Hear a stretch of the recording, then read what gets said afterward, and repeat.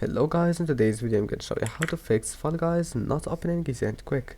If you want to fix it, click here and then click go to GeForce Experience and click on it. Now you will find it like that. Go to go to drivers, check for updates and install the latest update that you can find, and after that restart your PC, and after restarting your PC go to view advanced system settings, check good settings, adjust for best performance, click apply and then okay, and you can make it for best appearance whenever you want. Now just try again. I hope that can help you and see you in the next video.